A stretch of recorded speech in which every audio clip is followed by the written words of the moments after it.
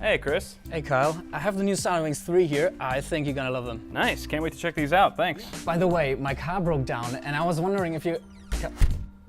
Kyle?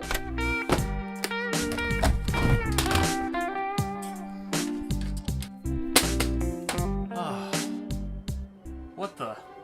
Whoa, whoa, whoa, whoa, whoa, whoa. Hey, stop it. Stop it.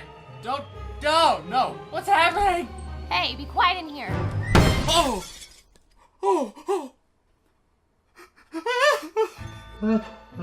Kyle wasn't prepared to be blown away by the new Silent Wings 3 fans from Be Quiet. Are you?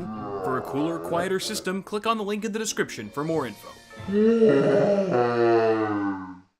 What's up, guys? So it is already September here in 2016, and that means it's time for another PC of the month. For today's rig, I wanted to see how much gaming performance we could squeeze out of a $1,000 budget.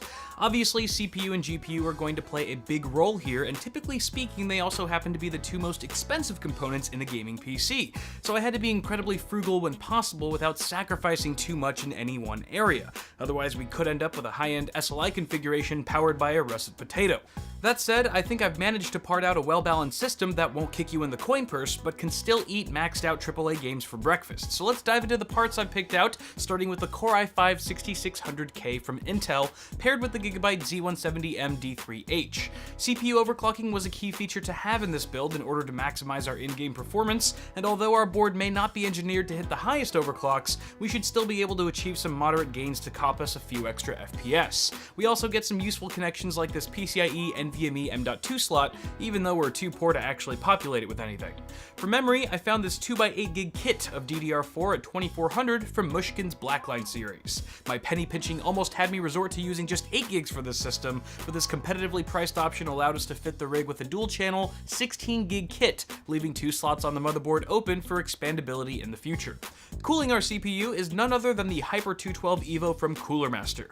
Excellent bang for the buck value, quiet operation, and easy installation make this a no-brainer when trying to shave costs down while still having enough thermal dissipation at your disposal to hit some nice overclocks. Now, the core component in any gaming PC that determines most of its gaming performance is of course the GPU, so I've allocated nearly half of our $1,000 budget to squeeze in this GTX 1070 AMP Edition from Zotac. When I said the system would be able to crush some maxed out AAA titles, I wasn't just referring to 1920 by 1080, but 2560 by 1440 as well. The card is fitted with 8 gigs of GDDR5, comes factory overclocked to 1797 MHz, and can be manually tweaked further with the help of an additional 8-pin power plug, while the carbon-wrapped Ice Storm cooler keeps thermals in check. Cool, quiet, and apparently faster than a QA inspection at SpaceX, this card really opens up the possibilities of everything from Quad HD gaming to buttery smooth VR experiences. For storing our games library, we have a 500GB 7200 RPM Hitachi drive. This was the cheapest mechanical option at this capacity that I could find at the time, and it just so happens to sport the 2.5-inch form factor. Now, I could have left out an SSD entirely to keep our cost to an absolute minimum, but then again, booting on a mechanical drive in a $1,000 PC is kinda like pairing a prime-grade ribeye steak with a lukewarm can of Natty Ice. So here we have a 120GB S60 from Silicon Power, though this may very well be the Natty Ice of SSDs. Truth be told, I actually meant to snag the cheaper S55 model to stay within budget, then realized my mistake once this showed up at my doorstep. Even though I'll be building with this drive today, I will be running all benchmarks in a follow-up video using the S55 when it arrives. If we had a bit more spending power here, I would have definitely doubled down on our capacity, but for now we'll just have to be storage conscious about what goes onto this SSD. Powering up our machine is the Corsair CX550M. This unit comes at a killer price for what you get, 80+ bronze certification, a partially modular design, and flat black cables. I also like having just over that 500 watt requirement for the GTX 1070 for peace of mind when overclocking. And finally, all of our parts will run inside of this Apevia XQ-Pack 3 Micro ATX case. Purchased for a mere $50 on Newegg, I'm half terrified that this is just a cardboard box that some Chinese guy spray-painted black. But it received surprisingly favorable reviews on Amazon, and I've had plenty of good luck with budget cases at this price point in the past, so I'll gladly take the gamble if it gets us one step closer to meeting our budget. You do get internal steel construction and dual side panel windows, which is a nice touch for these boxy cases, which feature horizontal motherboard motherboard layouts. I will suggest for those of you considering this chassis to pick up a 120mm exhaust fan to complement the only included 140mm intake, and perhaps a USB 3 hub for more convenient access should the single 3.0 port on the front not suffice. Altogether, the total cost of this build at the time of creating this PC part picker list came out to $1,003. Admittingly, the removal of a few mail-in rebates would have added $30 to our final bill, but fortunately that's still not too far off from our $1,000 budget. Now, if there's anything I'm concerned about with this rig, it's what I just mentioned a minute ago, which is the chassis' ability to provide ample airflow with its single fan to keep our components cool under long gaming sessions. But assuming that works out come testing time, the prospect of having this much horsepower in a $1,000 PC is pretty exciting. So let's put this thing together and see how she looks.